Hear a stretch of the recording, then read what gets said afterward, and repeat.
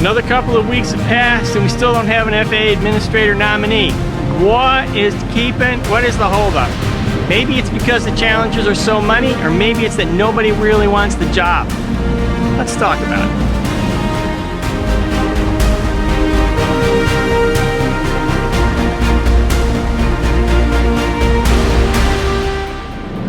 But a quick break and thank you.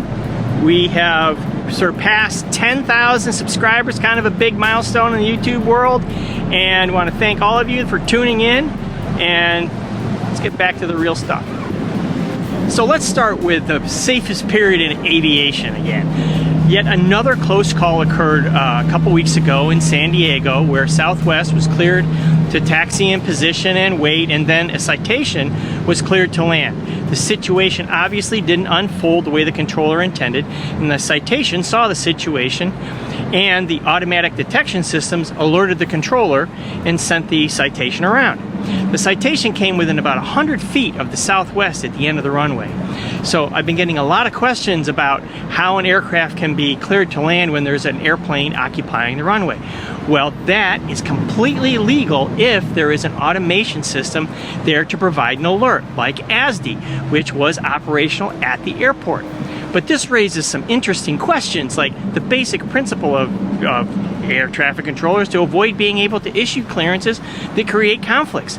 This procedure, although illegal, creates the situation that the controller would then receive the alert if the situation doesn't pan out, and then have to get themselves out of it. Although more efficient perhaps to be able to clear an aircraft to land in a single transmission, the aircraft isn't really cleared to land, like in this case.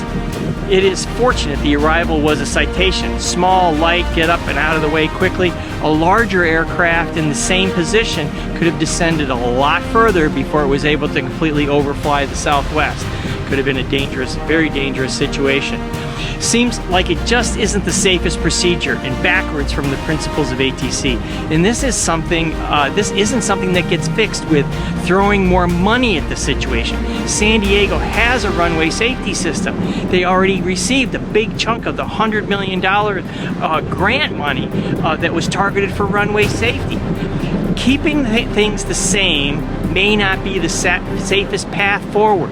Maybe something the FAA should really look at. There's no easy button for this one. Well, the New York Times has certainly spoken their mind. The New York Times has shined a very bright light on the FAA and its numerous and seemingly growing challenges. They identified that close calls were happening multiple times a week, making San Diego, Boston, and Austin events more the norm than the FAA has actually let on. In addition, the article identified that 99% of facilities are below the agreed to staffing targets.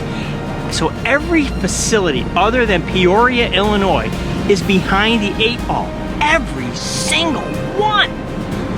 And then the article brings up that the NTSB recommended more runway incursion technology to be deployed back in 2017.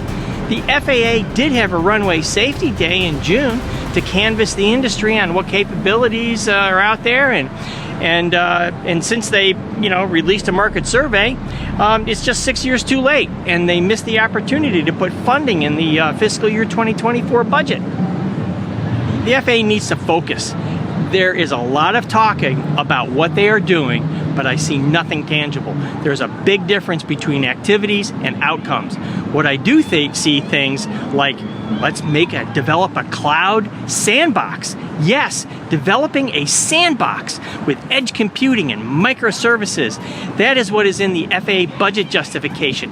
Developing a cloud sandbox. All kinds of stuff that serves as technology distractions from the actual mission. It is time to refocus in a material way and prioritize safety and staffing instead of building sandboxes. Hey, Acting Administrator Polly Trottenberg is on the clock. Acting positions at this level of government are term appointments. They normally do not exceed 210 days.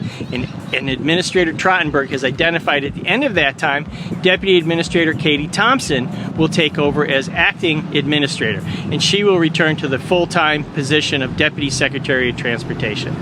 But these musical chairs are likely to be unnecessary. the administration says they are close to releasing a nomination, Mr. Mike Whitaker. And once that happens, the 210 days is no longer a limitation. The 210 restarts if you know, something goes wrong with that nomination. That 210-day cycle could go on 3 times before they can no longer serve until a new president takes office. So it is very likely that Administrator Trottenberg never has to leave the position until a new administrator is confirmed. So what's the hurry? Why add to the musical chairs that is the FAA's 10th floor? Why do that? Does the job suck that much? Well, we know the answer to that.